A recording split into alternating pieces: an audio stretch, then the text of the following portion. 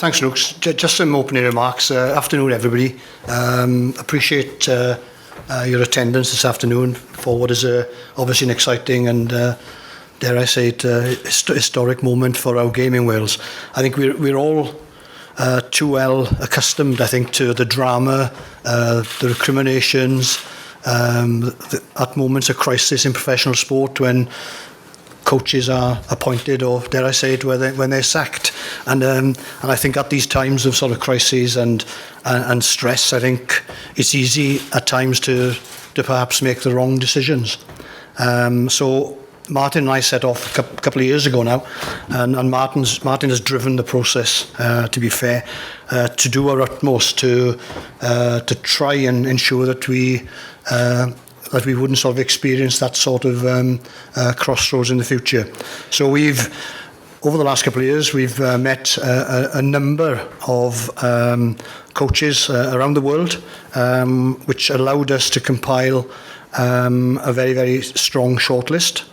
And because we had time on our side, we've been able to, apart from the formal process whereby we used expertise in HR, we used opinions of former coaches, of former players in the formal process, but we also used the informality as well of being able to talk to people, gather people's opinions, be they administrators, coaches or players. Very often those people weren't actually sure why we were asking the questions, but it's been a very robust, I can assure you, and a very meaningful process. And I think we've used the discussions in particular on the more formal part of the process to gather information against certain criteria that we set ourselves in what we thought was important in terms of appointing the new national coach for Wales. And at the end of that process, I'm delighted to say that Wayne emerged top of the pile, and it was a very, very strong pile. And just really from my personal perspective, and obviously on behalf of the Welsh Rugby Union and indeed all of Welsh Rugby, just to congratulate Wayne on coming top of the pile. Thank you. Well done. Well, just firstly, from my point of view, just like to say it's a huge honour and a privilege, obviously, to be given the opportunity to coach Wales, the national team, after the Rugby World Cup. I'd like to thank both Gareth and Martyn for, firstly, the process that we've gone through. It's been, as described, very robust. I enjoyed the process, so thank you very much for that. And I look forward to continuing on the strong work that's been done by Warren and his team, and they'll continue to do that, obviously, through to the Rugby World Cup.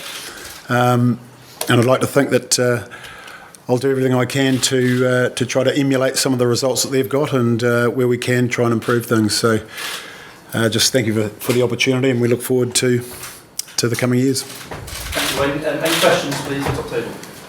Wayne, many congratulations on the appointment. Was it an easy decision for you? Did you have to consider it for any length of time, or was it straightforward? When I first came to Wales, it was totally focused on doing a role at the Scarlets.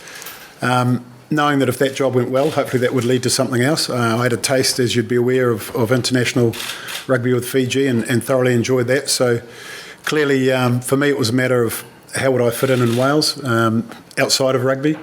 I've really, really enjoyed the experience both in the rugby environment and outside the rugby environment.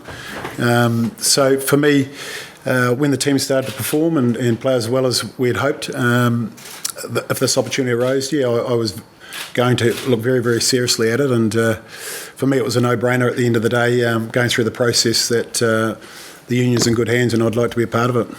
As Gareth said, normally this appointment happens after a crisis. Are you comfortable with the long lead-in time that you're going to have instead of? Look, I think that's just fantastic from a coaching point of view. Firstly, I've got a role to do with the Scarlets, and that will continue. Nothing will change there for the next 12 months. But outside of the working day there, if you like, there are going to be opportunities for me to sit down with Martyn, Gareth, other members of the WRU and start doing some of the groundwork necessary to get myself up to speed. And I think having that ability to observe plan early is going to be in the benefit of all involved. So will you have any input over the next 12 months? Next 12 months will be solely coaching the Scarlets and looking at planning, as I just mentioned with Martyn and others, looking forward to 2023. Warren is the man in charge of Welsh Rugby, and I'll be in a supporting role as the other regions are. Have you spoken to Warren? How does he feel about it? Haven't had a chance just yet. I've been in New Zealand and just flew in yesterday actually, so I'll be talking to Warren obviously in the coming days or weeks, and making sure that we continue to work together for the benefit of Welsh rugby. And in terms of your backup team, are you bringing coaches with you from the Scarlets? Look, that's something that we'll work through over the next 12 months. There's no rush on that. Obviously, what we need to do going forward is to look at the level of rugby that we're operating at and get the best personnel we can so that we get the best results for the country. And if that means everybody's from within Wales or we have to go outside Wales, we'll go through that in a timely manner. Stephen Jones has been a big part of your success, coaching success at the Scarlets. Huge international experience, obviously. Is Stephen a guy you'd like to bring on board? Stephen's certainly somebody that will be discussed when it comes to the coaching group going forward. Obviously, I know a lot about Stephen, and I know a lot about many other coaches out there as well. So, look, it'll be a thorough process, as has been the process to appoint myself, and we'll go through a similar process. Martyn, you talked about the robust process. What were the determining factors for you in choosing Wayne over any of the other candidates? I think where it started was we've had time, as Gareth said, so we got really clear on what it was we were looking for. So it's nice not to be rushed on that. And we talked to sort of former coaches, players, Warren, etc. on what if you could have the perfect Welsh coach, what would that look like? So you start with that ambition.